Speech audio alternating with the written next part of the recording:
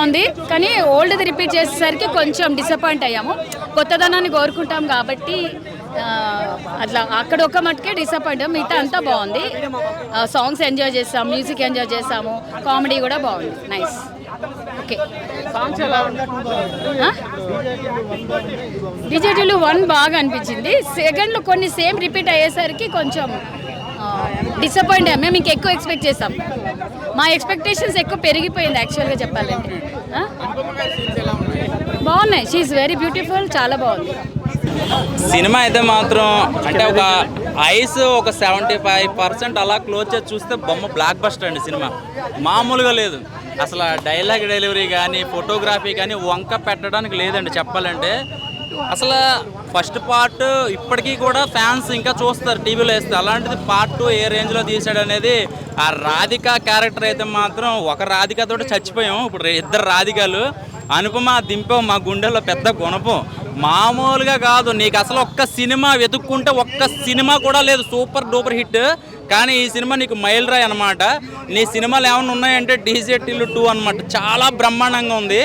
అంటే dialogue version ఎవరు రాస్తున్నారు, ప్రతి డైలాగు కూడా రాధిక అనే క్యారెక్టర్ మనిషిని మింగితే బొక్కలు బయటకు వస్తుంది అనమాట. అలాంటి డైలాగులు అసలు అమ్మను బొమ్మ చేసింది. క్యారెక్టర్ అయితే మాత్రం అసలు అనుపమ అయితే మాత్రం తనకి ఇచ్చిన ఎలివేషన్స్ కానీ తనకున్న క్యారెక్టర్ కానీ మామూలుగా అసలు హీరోకి డబుల్ హీరో అయిపోయింది అనమాట. మెయిన్ హీరోయిన్ కూడా అయిపోయింది.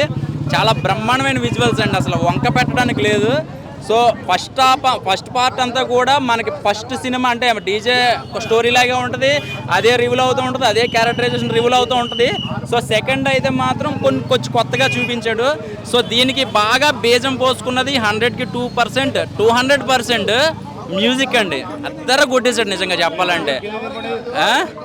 మైక్ అండ్ కొంచెం కింద దింపండి, ఆయన కోపం వస్తుంది. చాలా బ్రహ్మాండంగా ఉందండి సినిమా అయితే మాత్రం. అసలు ఎక్కడా కూడా ఇంత రిమార్క్ అనేది నాకు కనిపించలేదు చెప్పాలంటే. అంత బ్రహ్మాండంగా ఉంది. సో దీనికి హీరో అయితే తన డైలాగ్ డెలివరీ కోసం ఫ్యాన్స్ ఉన్నారన్నమాట. తను ఏం మాట్లాడినా కూడా సీరియస్గా మాట్లాడినా జోక్గా మాట్లాడినా మనం నవ్వుకుంటూనే ఉంటాం. ఎందుకంటే తన యాక్టింగ్ అలా ఉంటుంది, అంత న్యాచురల్గా ఉంటుంది. అంటే ఎన్టీఆర్ గారు కూడా ఫ్యాన్ అయిపోయారు అనమాట మనోడికి. అంత డైలాగ్ బాగుంటుంది తన. ఇంకా అయితే అనుపమ అయితే మాత్రం నిజంగా తన క్యారెక్టరైజేషన్ కానీ రా ఏజెంట్గా చేసిన తన పాత్ర అయితే మాత్రం అదిరిపోయింది. అసలు మామూలుగా లేదు. 75% క్లోజ్ చేసి చూస్తే బొమ్మ బ్లాక్ బస్టర్ అనమాట. ఇద్దరు కెమిస్ట్రీ ఇంకెలా ఉంటుంది. అమ్మాయిలు అబ్బాయిలు కూడా పెళ్లి కాకముందు కొంచెం తల్లిదండ్రి కాకుండా ఉంటే చాలు, అంతే. అది చూపించాడు సినిమాలో, అదొకటి బాగా చూపించాడు. రాధిక ఇలాంటి రాధికాలు ఇలాంటి డీజేలు ఎన్ని పార్ట్లు వచ్చినా చూస్తారు. ఎందుకంటే ఇది ఒక మంచి ఎంటర్టైన్మెంట్ మూవీ అనమాట. అంటే దీనికి స్టోరీ అవసరంలా. సిద్ధు అనే క్యారెక్టర్ మాట్లాడుకుంటూ వెళ్ళిపోతే 24 గంటలు చూస్తూనే ఉంటారు. ఎందుకంటే ఆ డైలాగ్ డెలివరీ అంత కనెక్ట్ అయిపోతుంటుంది అనమాట. చాలా బాగా ప్రజెంట్ చేశారనమాట.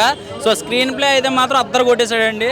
ఒకటే ముక్కలో చెప్తున్నా, సినిమా గురించి ఏమీ వంక పెట్టడానికి లేదు.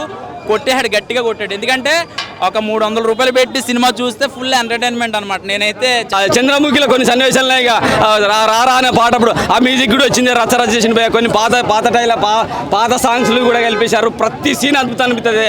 నేనైతే సిద్ధు జొన్నాలగడ్డ నుంచి ఇంత అద్భుతమైన మూవీ ఇంత ముందే చూలే. ఫస్ట్ మూవీ బాగుంటే ఇది చాలా బాగుంది. ఇక 3వ మూవీ త్రిపురార్ లాగా ఒక రచ్చ చేస్తుంది కాబట్టి హిందీలో ఒక డబ్ చేస్తే మాత్రం నార్త్ ఇండియన్స్ మాస్ పీపుల్స్ అయితే ఎవరు ఉన్నారో రచ్చ చేస్తారు, మసూస్తారు. అవసరమైతే వాళ్ళు వచ్చి ఇక్కడికే వచ్చుతారు. అంత అద్భుతంగా ఉంది మూవీ. సిద్ధు జొన్నలగడ్డ ఆ సెల్యూట్. నాకు తెలిసి డైలాగ్ నువ్వే రాసుకున్నట్టున్నావు, మస్తు రాసుకున్నావు కాక. కిర్రాకున్నది. నాకే తెల్లగా అయినానికే ఎట్టనో అవుతుంది. ఇక మరి యూత్కి ఎట్లా ఉంటుందో ఒక్కసారి చూసుకోర్రి.